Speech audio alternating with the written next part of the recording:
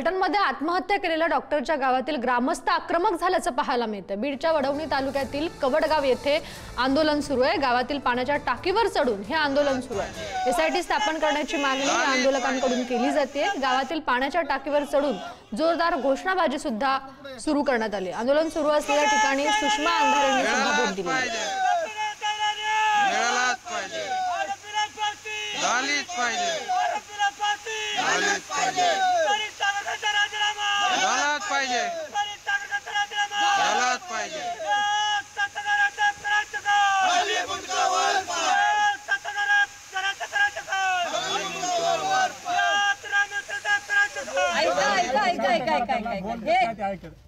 एक लक्षात घ्या, आपण ऊसतोड कामगाराचे लेकरं, ऊसतोड कामगाराचे आपण लढणारी माणसं, रडणारी माणसं नाही।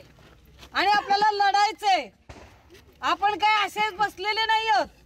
आपल्याला लढायचंय, पण लढताना कायद्याच्या प्रत्येक गोष्टीचा अभ्यास करून त्यांच्या लक्षात आणून देऊन आपण लढणार आहोत। आपण कुठेही हरणार नाही, माघार घेणार नाही, कॉम्प्रोमाइज करणार नाही किंवा आपण त्यांच्या कुठल्या धमक्यांना भीक पण घालणार नाही।